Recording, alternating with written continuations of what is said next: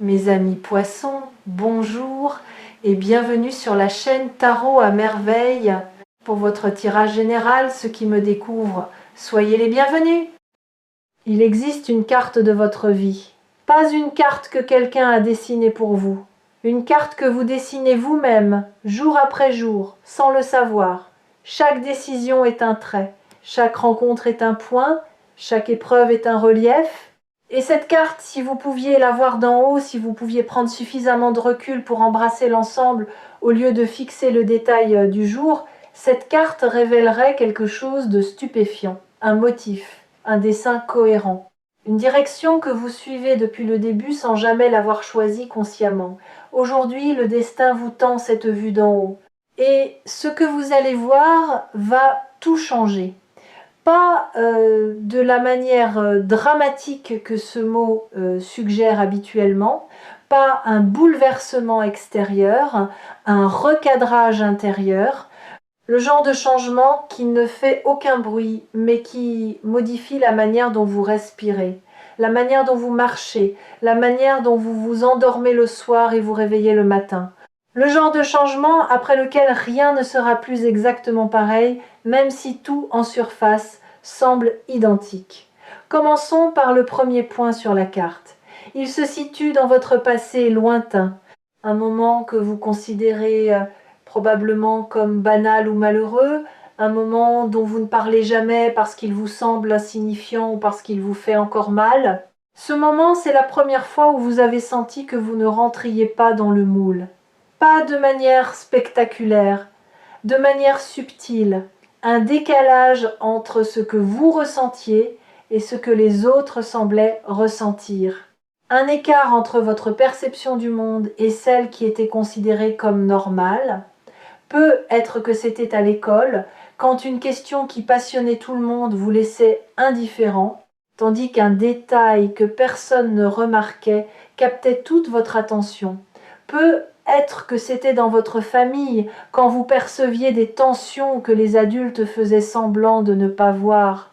Peut être que c'était dans un groupe d'amis, quand la conversation glissait sur des sujets qui ne vous touchaient pas et que vous vous demandiez, avec une solitude discrète, si quelque chose n'allait pas chez vous. Ce point sur la carte, vous l'avez interprété comme un défaut, une anomalie, la preuve que vous étiez décalé, différent, inadapté. Et cette interprétation a coloré des années entières de votre vie. Elle a influencé vos choix, elle a modelé vos relations. Elle vous a poussé soit à vous conformer pour disparaître dans la masse, soit à vous isoler pour ne plus ressentir ce décalage. Mais voici ce que le message du destin révèle aujourd'hui. Ce point n'était pas un défaut, c'était le premier signe de votre don. La première manifestation d'une sensibilité particulière, d'une profondeur de perception que la plupart des gens ne possèdent pas. Ce que vous preniez pour une inadaptation était en réalité une calibration différente, comme un instrument accordé dans une tonalité que les autres ne reconnaissaient pas. L'instrument n'était pas désaccordé. Il jouait simplement dans une gamme que personne autour de vous ne pouvait encore entendre. Deuxième point sur la carte, celui-ci est plus récent. Il se situe dans une période de votre vie adulte où vous avez pris une décision qui semblait aller à contre-courant, une décision que les gens autour de vous n'ont pas comprise. Peut être qu'ils vous l'ont dit ouvertement, peut être qu'ils l'ont exprimé par leur silence, par cette absence de soutien qui parle plus fort que n'importe quelle critique. Vous avez fait quelque chose qui ne suivait pas la logique visible, qui ne correspondait pas à ce qu'on attendait de vous. Et au moment où vous l'avez fait, vous n'étiez même pas certain de vos raisons. Vous avez agi par instinct, par une impulsion venue d'un endroit plus profond que la raison. Cette décision vue isolément peut ressembler à une erreur. Peut être même qu'elle a entraîné des conséquences difficiles, des pertes, des ruptures, des périodes d'incertitude qui vous ont fait douter de votre propre jugement. Mais regardez maintenant cette décision non plus isolément, mais en relation avec le premier point. Reliez les deux. Et vous verrez que la même intelligence était à l'œuvre, la même calibration différente. Le même refus instinctif de suivre un chemin qui ne résonnait pas avec votre vérité profonde, même quand cette vérité ne pouvait pas encore s'exprimer en mots. Le destin ne vous punit pas pour les décisions qui semblent illogiques. Il vous guide à travers elles. Chaque fois que vous avez suivi votre instinct contre la logique apparente, vous ne vous éloignez pas de votre chemin, vous y reveniez, vous corrigiez une déviation imposée par les attentes des autres. Et le prix que vous avez payé pour ces corrections, l'incompréhension, la solitude, le doute, n'était pas une punition, c'était le péage. Le coût inévitable de l'authenticité dans un monde qui récompense la conformité. Troisième point. Celui-ci est le plus récent, il se situe dans les dernières semaines. C'est un sentiment, pas un événement. Un sentiment diffus mais persistant que quelque chose approche, que les pièces du puzzle bougent, que l'air autour de vous a changé de densité. Vous ne pouvez pas le prouver, vous ne pouvez pas le montrer à quelqu'un en disant « Regarde, tu vois ». Mais vous le sentez dans votre ventre, dans votre poitrine. Dans ces moments de veille nocturne où le silence est si profond que vous pouvez entendre le murmure de votre propre devenir, ce sentiment est le troisième point. Et c'est maintenant que nous allons relier les trois. Prenez du recul. Montez en altitude. Regardez ces trois points depuis une perspective que vous n'avez jamais eue. Le décalage de l'enfance, la décision instinctive de l'âge adulte, le pressentiment du présent, 3 points sur la carte de votre vie, et quand vous les reliez, quand vous tracez une ligne entre eux, un motif apparaît. Ce motif a une forme, et cette forme est une flèche qui pointe dans une direction précise, la direction de votre vérité, pas celle que les autres ont définie pour vous, pas celle que la société considère comme acceptable, votre vérité à vous, celle qui pulse dans votre sang, celle qui bat dans votre cœur à un rythme que personne d'autre ne partage. Et cette vérité, le message urgent du destin est le suivant. Il est temps de la vivre, plus de la cacher, plus de la reporter, plus de la négocier avec ceux qui ne peuvent pas la comprendre. Il est temps, je sais ce que vous pensez. Vous pensez que c'est facile à dire, que vivre sa vérité est un luxe réservé à ceux qui n'ont pas de facture à payer, de responsabilité à assumer, de personnes à ne pas décevoir. Et je comprends cette pensée. Elle est raisonnable. Elle est logique. Elle est aussi le barrage le plus efficace que votre mental ait jamais construit pour empêcher votre cœur de prendre les commandes. Mais voici ce que votre mental ne sait pas. Vivre sa vérité ne signifie pas tout quitter, ne signifie pas brûler les ponts, ne signifie pas devenir irresponsable ou égoïste. Vivre sa vérité, c'est un ajustement fin, subtil. C'est dire non quand tout en vous crie non, même si le monde attend un oui. C'est consacrer 1 heure par jour à ce qui vous fait vibrer au lieu de remplir chaque minute avec les urgences des autres. C'est cesser de vous excuser d'être qui vous êtes et commencer à vous en réjouir. Ces ajustements sont petits en apparence, mais cumulés jour après jour, ils changent la trajectoire. Comme un bateau qui modifie son cap d'1 degré et qui, 1000 kilomètres plus loin, se retrouve sur un continent entièrement différent. Et laissez-moi vous dire quelque chose sur ce degré de différence. Il est invisible au début. Le jour où vous commencez à dire non à ce qui ne vous correspond pas, personne ne le remarque. Le jour où vous consacrez 30 minutes à écrire, à peindre, à rêver, à marcher en silence, personne ne félicite cette décision. Personne ne la comprend. Parce que le monde est habitué à votre ancienne fréquence. Il attend de vous ce que vous avez toujours donné. Et quand vous commencez à donner quelque chose de différent, la première réaction n'est pas l'applaudissement, c'est la perplexité, parfois la résistance, parfois même le reproche, habillé en inquiétude. Tu vas bien? Tu es sûr de toi? Ce n'est pas un peu risqué? Ne vous laissez pas freiner par ces réactions, elles sont normales. Elles sont la friction inévitable entre l'ancien mouvement et le nouveau. Et cette friction, aussi inconfortable soit-elle, est la preuve que quelque chose bouge vraiment. Pas en imagination, en réalité. Dans le tissu même de votre quotidien. Les choses qui ne frottent pas ne changent pas et vous êtes en train de changer profondément, authentiquement, irréversiblement. Si cette vidéo s'est présentée à vous sur Tarot à merveille, ce n'est pas un hasard algorithmique, c'est un rendez-vous que votre destin a pris avec votre conscience. Et le fait que vous soyez encore là, encore en train d'écouter, est la preuve que votre conscience a accepté l'invitation. Revenons à la carte. Il y a d'autres points que nous n'avons pas encore reliés, des points que vous avez peu être oubliés ou que vous n'avez jamais considérés comme significatifs, des moments de grâce minuscules, un sourire échangé avec un inconnu qui a illuminé une journée entière, un livre ouvert au hasard à la page exacte qui contenait les mots dont vous aviez besoin, un retard, un imprévu, un contretemps, qui vous a mis sur le chemin de quelque chose d'inattendu et de précieux. Ces moments, vous les avez classés sous la rubrique coïncidence. Mais les coïncidences n'existent pas sur une carte de destin, il n'y a que des coordonnées. Et chaque coordonnée est placée avec une précision qui dépasse votre entendement. Quand vous reliez ces points supplémentaires au motif principal, la flèche devient plus claire, la direction plus nette. Et vous commencez à voir que votre vie, malgré ses apparences chaotiques, malgré ses détours et ses impasses, suit un courant souterrain d'une cohérence remarquable. Tout ce qui vous est arrivé vous a préparé. Pour ce qui arrive maintenant, chaque épreuve a renforcé un muscle dont vous aurez besoin. Chaque perte a créé un espace qui sera rempli. Chaque silence a aiguisé une écoute qui percevra ce que les autres ne pourront pas entendre.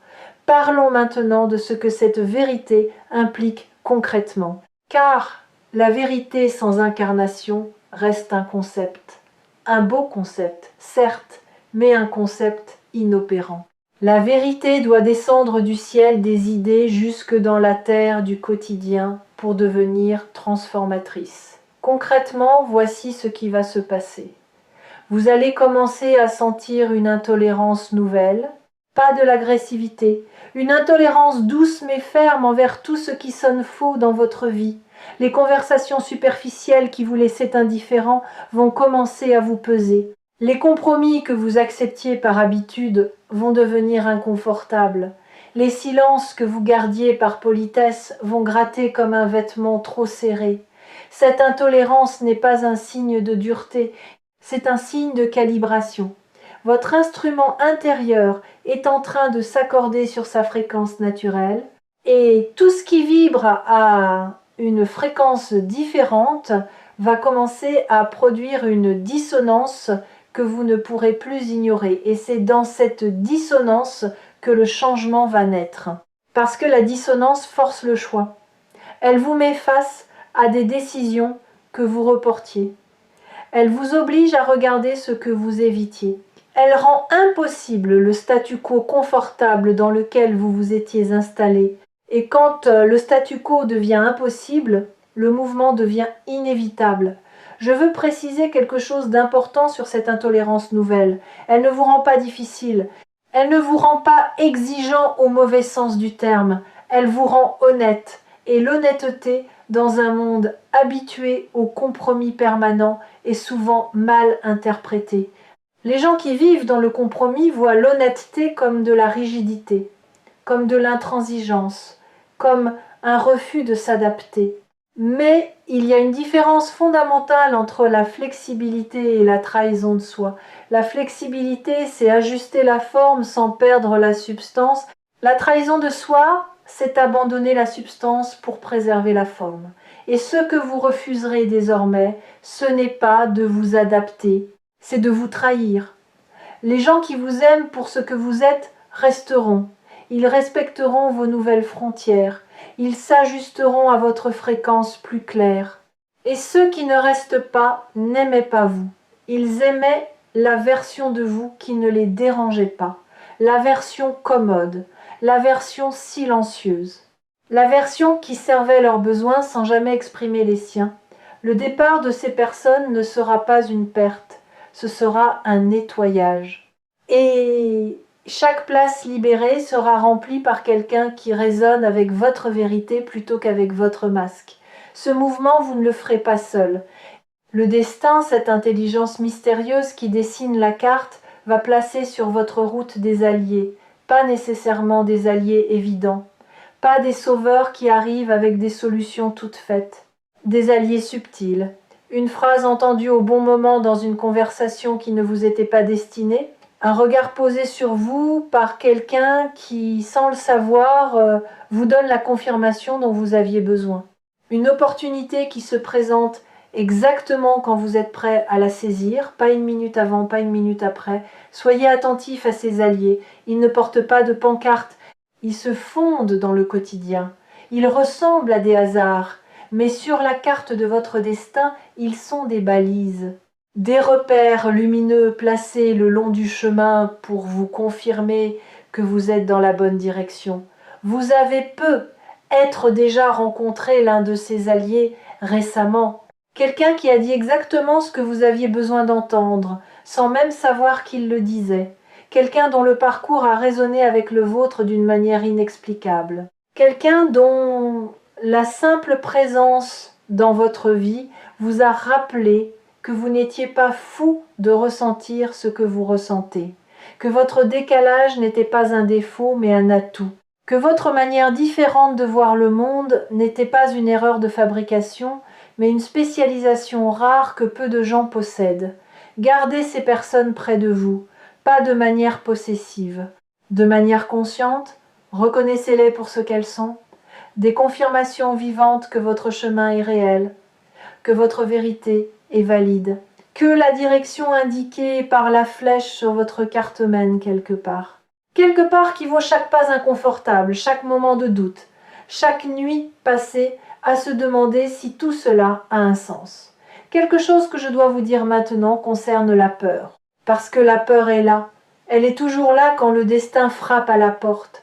Et elle prend une forme particulièrement sournoise à ce stade de votre parcours. Elle ne vous dit plus « tu ne peux pas ». Elle vous dit quelque chose de plus subtil, de plus difficile à détecter. Elle vous dit « pas encore ». Ce « pas encore » est le piège le plus sophistiqué de votre mécanisme de résistance. Parce qu'il semble sage, il semble prudent, il ne vous dit pas non, il vous dit plus tard. Et plus tard, quand on le décortique, est simplement un jamais qui a appris les bonnes manières. Le message du destin est sans ambiguïté sur ce point. Le temps du pas encore est révolu.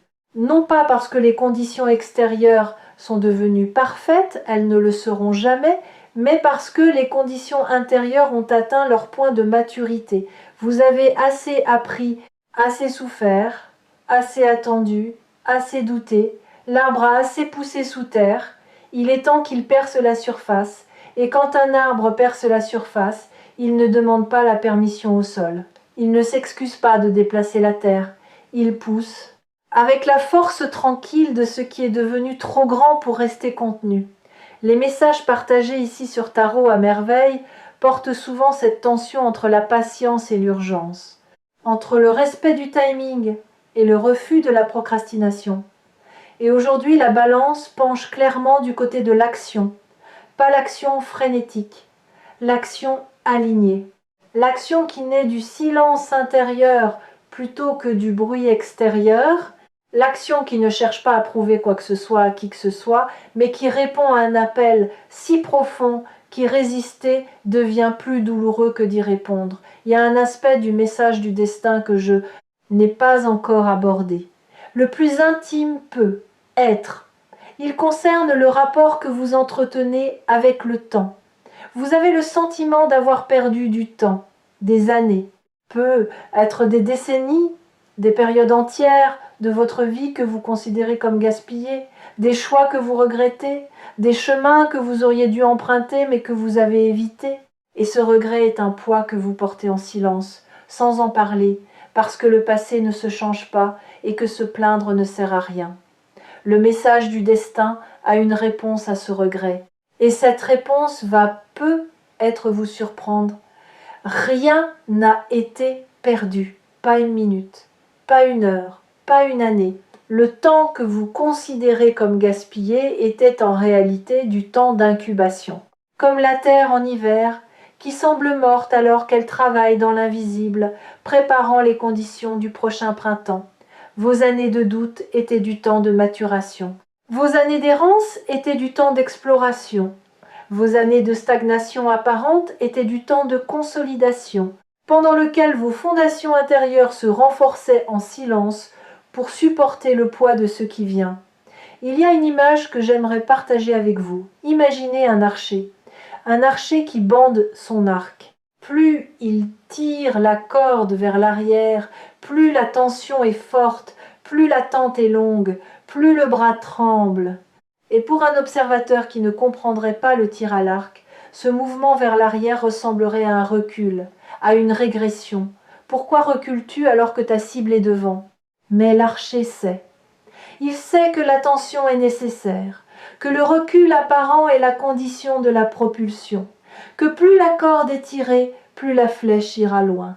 Vos années de tension, vos années de recul apparent étaient la corde qui se tendait, et le moment de la libération approche. La flèche va partir, et elle ira exactement là où elle doit aller.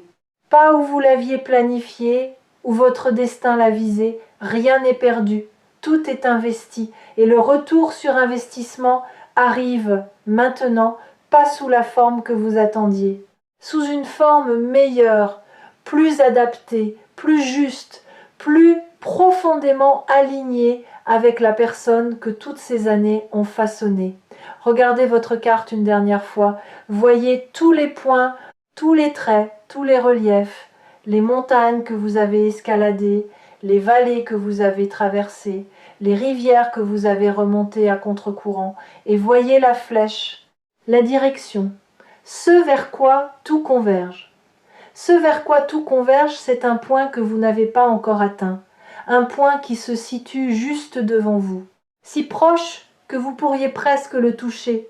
Et ce point, quand vous l'atteindrez, ne sera pas une destination finale, ce sera un belvédère, un point d'observation depuis lequel vous pourrez enfin voir l'ensemble de votre parcours et comprendre avec une clarté qui coupe le souffle que tout avait un sens, que chaque détour était un raccourci déguisé, que chaque perte était un gain travesti, que chaque non que la vie vous a opposé était la protection d'un oui infiniment plus grand qui attendait son heure, et que le chaos que vous perceviez n'était du chaos que vu d'en bas.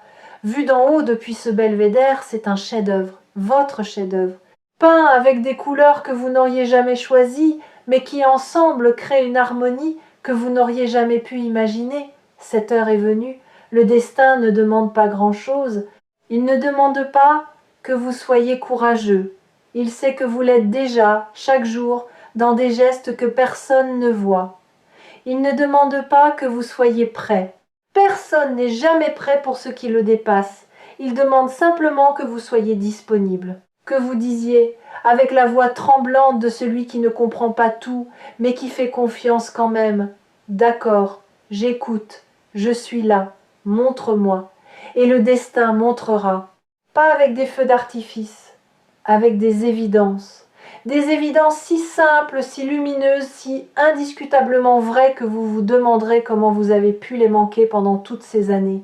Et la réponse sera douce, vous ne les avez pas manquées, vous n'étiez simplement pas encore au belvédère, vous y êtes maintenant, souvenez-vous de ce moment, marquez-le intérieurement, parce que c'est ici, dans cette vidéo, dans cet instant précis, que vous avez vu votre carte pour la première fois, et une fois qu'on a vu sa carte, on ne marche plus à l'aveugle.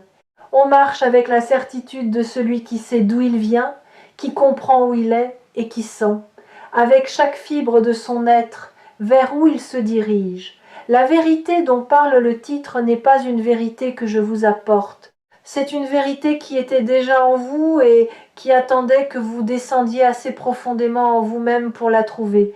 Aujourd'hui, vous l'avez trouvée. Ne la lâchez plus, et quand les jours de doute reviendront, et ils reviendront, rappelez-vous que Tarot à merveille sera toujours là pour vous tendre le miroir, pas pour vous montrer ce que vous devez être, pour vous rappeler ce que vous êtes déjà. Prépare-toi, non pas à quelque chose qui arrive de l'extérieur, à quelque chose qui émerge de l'intérieur, de toi. De cet endroit en toi que personne n'a jamais visité mais qui a toujours existé, patient, silencieux, indestructible. Parce que la plus grande vérité du destin, celle que personne ne te dit jamais, c'est que le destin ne vient pas vers toi, il vient de toi. Et il est magnifique.